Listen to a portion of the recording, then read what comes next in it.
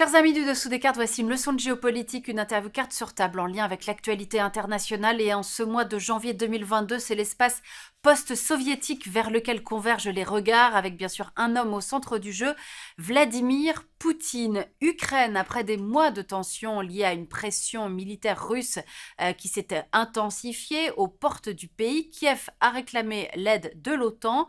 Joe Biden et Vladimir Poutine se retrouvent cette semaine pour tenter de trouver une issue diplomatique à une crise inquiétante. Quant au Kazakhstan, des révoltes populaires ces derniers jours ont fait des morts et des blessés, des manifestants qui réclament une meilleure redistribution de la rente pétro-gazière, qui dénoncent la nature du régime dans un pays dirigé d'une main de fer par le binôme Nazarbayev-Tokayev. Michael Levistone, bonjour. Bonjour.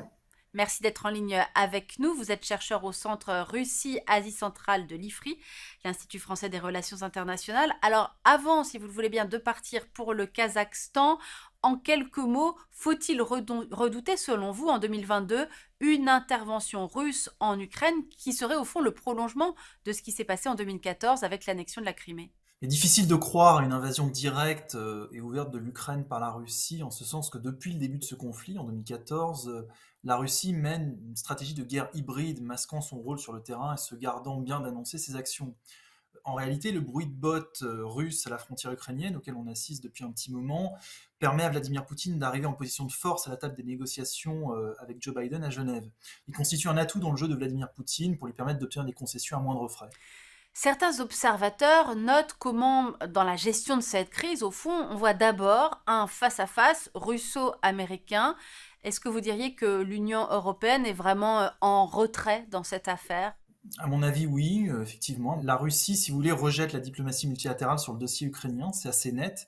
Elle préfère discuter en bilatéral plutôt qu'avec une organisation qu'elle juge technocratique, dont elle ne sait pas très bien à qui elle doit s'adresser et qui, de surcroît, regroupe des pays qui lui sont ouvertement hostiles, les pays baltes, la Pologne notamment. La Russie parle en fait sur le dossier ukrainien directement avec les grandes puissances, c'est-à-dire France et Allemagne, dans le cadre des accords de Minsk en 2015 et donc cette semaine avec les États-Unis. Allez, on va maintenant partir pour le Kazakhstan. On est là encore dans l'espace post-soviétique. Est-ce que vous pouvez nous présenter, Michael, d'abord la géographie et les grandes caractéristiques de ce pays d'Asie centrale dont on entend généralement peu parler? On n'est pas comme en Ukraine en démocratie, on est bien sûr dans une autocratie qui vit du pétrole et du gaz et d'autres ressources minières, vous allez sans doute nous en parler, et dirigée pendant plusieurs décennies par un homme fort qui a récemment laissé, en tout cas en apparence, le pouvoir. Parlez-nous de ce binôme Nazarbayev-Tokayev. Alors le Kazakhstan, c'est le deuxième plus grand pays de l'espace post-soviétique. Il représente 5 fois et demi la France en termes de superficie, avec une démographie 4 fois moindre. C'est un pays qui, effectivement, vous l'avez dit, est très riche en matière pétrolière, gazière, uranium, des métaux rares. Il y a absolument tout dans ce sous-sol-là. Et c'est un pays qui est frontalier de la Russie et de la Chine, ce qui finalement est une singularité qui lui est tout à fait propre en fait en Asie centrale. Et s'agissant de son système politique, vous avez raison de le mentionner, ce pays a été dirigé depuis son indépendance en 1991 jusqu'en 2019 par un homme, Nursultan Nazarbayev, qui a ensuite transmis les rênes du pouvoir à Kassim-Jomart Tokayev, sans pour autant totalement quitter le jeu politique. Nazarbayev s'est maintenu à la tête du parti présidentiel et aussi et surtout à la tête du Conseil national de sécurité, qui est devenu véritablement le centre du pouvoir au Kazakhstan jusqu'aux événements tout récents qui ont ébranlé le pays. Pourquoi est-ce que ces révoltes populaires ont lieu maintenant? Est-ce qu'en effet on peut dire qu'elles sont uniquement liées à la question gazière, ou il y aurait une remise en question de la nature très spécifique de ce régime? C'est une contestation qui est partie d'un critère économique pour muer vers un critère sociopolitique avec une volonté de plus grande redistribution des richesses et de plus grande représentation du peuple dans la prise de décision de ce pays. Est-ce qu'il y aurait pu y avoir instrumentalisation d'une certaine colère populaire pour régler un conflit entre, au fond, l'ancien et le nouvel homme fort du Kazakhstan? Très sincèrement, c'est compliqué d'y répondre. Simplement, ce qu'on voit là, c'est que Tokayev a fait preuve d'un opportunisme politique qu'il s'est servi d'une crise majeure qu'on n'avait jamais vue au Kazakhstan depuis l'indépendance de ce pays en 91 pour s'imposer à la tête de l'État. Là, véritablement, ce à quoi on est en train d'assister depuis plusieurs jours, depuis plusieurs heures, c'est véritablement la prise de pouvoir de Kassym-Jomart Tokayev quasiment 3 ans après son arrivée à l'Acorda au palais du président de la République à Nour-Sultan, dans la capitale du Kazakhstan. On vit comment aujourd'hui dans le Kazakhstan de 2022, qui connaît, j'imagine, lui aussi la Covid-19? Où en est-on sur le terrain démocratique précisément et sur le terrain économique? C'est un pays où le salaire mensuel moyen ne dépasse pas les 500 dollars. C'est un pays qui dépend terriblement de sa rente pétro-gazière et qui donc a été très durement impacté par la crise du coronavirus. C'est un pays qui connaît une augmentation de l'inflation et du chômage. Le miracle économique du Kazakhstan, dont on avait beaucoup parlé dans les années 2000, commence quand même un petit peu à s'étioler. Je pense que c'est vraiment ce que révèle cette crise. Il y a une lassitude généralisée dans la population vis-à-vis d'un manque de décollage économique à l'intérieur du pays. On se demande en fait où partent les revenus que génère cette formidable rente pétro-gazière de ce pays-là. On a quand même le sentiment que ce pays a été tenu par une élite politico-économique très très resserrée autour de Nursultan Nazarbayev et de son clan familial. Est-ce que ça va changer avec Tokayev? C'est un petit peu la question maintenant que c'est lui qui vraiment a les clés en main. Alors expliquez-nous maintenant, en effet, pourquoi dans ce dossier kazakhstanais, on retrouve de nouveau celui dont on parlait au début de cet entretien, un certain Vladimir Poutine. On voit bien que quand il y a une crise majeure en Asie centrale, les dirigeants de cette zone-là ont toujours ce réflexe d'en référer à Moscou.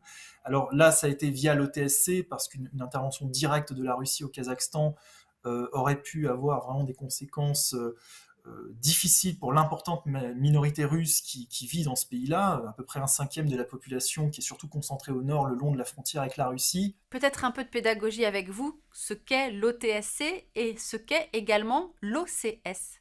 Alors, l'Organisation du traité de sécurité collective est une alliance militaire qui regroupe actuellement la Russie, l'Arménie, la Biélorussie, le Kazakhstan, le Kirghizistan et le Tadjikistan. Et elle a un article 4 qui est un petit peu le pendant de l'article 5 de la charte de l'OTAN qui pose une obligation de solidarité collective. En clair, quand un État de cette alliance militaire est agressé depuis l'étranger, tiens donc, tous les autres États doivent intervenir parce qu'ils se considèrent comme eux-mêmes agressés. Et c'est ce qui s'est passé là, en l'occurrence. S'agissant de l'OCS, Organisation de coopération de Shanghai, c'est une organisation régionale à vocation politico-sécuritaire qui a été cofondée par la Russie et la Chine, mais qui a beaucoup d'autres membres. C'est une structure qui est plus, si vous voulez, comment dire, une tribune diplomatique anti-occidentale, mais qui organise aussi des exercices à vocation sécuritaire, notamment antiterroristes en Asie centrale, auxquels la Chine a pu participer notamment. Alors c'est vrai que depuis 1991, c'est-à-dire depuis l'indépendance du Kazakhstan, on sait que le pays veille scrupuleusement à sortir de la coupe russe. On le sait, on l'a dit dans cette émission, il a diversifié ses partenariats avec l'Union européenne, avec les États-Unis et bien sûr avec son autre grand voisin, et non des moindres, la Chine. Le Kazakhstan, très rapidement dans sa jeune histoire, depuis son indépendance en 91, a eu à l'esprit la volonté vraiment de se distancier quand même de manière assez subtile de la Chine et de la Russie, et il a fait jouer à l'international une véritable concurrence. Alors c'est un pays qui en Asie centrale est atypique parce qu'il a pour principal partenaire commercial ni la Russie ni la Chine, mais l'Union européenne. Et il a parmi ses principaux investisseurs les Pays-Bas, les États-Unis et la Suisse. Ce qui n'est pas le cas des autres pays de la zone. La Chine, effectivement, considère le Kazakhstan comme un pays stratégique parce que c'est la porte d'entrée vers les marchés européens dans le cadre des nouvelles routes de la soie qui avaient été inaugurées à Astana, capitale du Kazakhstan, en 2013. C'est aussi un pays très important parce que c'est un pourvoyeur de pétrole. Donc oui, il y a des relations économiques étroites entre ces deux pays. Michael, si l'on prend l'actualité récente, Biélorussie, Ukraine, Kazakhstan, diriez-vous que Vladimir Poutine envoie ces derniers temps plusieurs signaux de reprise en main de l'ancien espace soviétique, du moins en tout cas, est-ce qu'il n'affiche pas une volonté de se remettre, de se replacer au centre du jeu?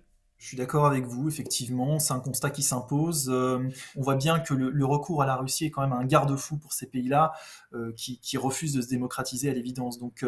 Oui, Vladimir Poutine profite de ces opportunités-là. Il n'est pas forcément toujours à la manœuvre, mais en tout cas, dans le cas du Kazakhstan, il a été obligé de répondre par rapport aux intérêts que ce pays revêt pour lui et par rapport au fait qu'il ne pouvait pas laisser un allié sombrer dans le chaos. Je pense aussi qu'il y a une raison de politique interne de montrer que l'ordre constitutionnel doit prévaloir en Russie et dans sa sphère d'influence stratégique.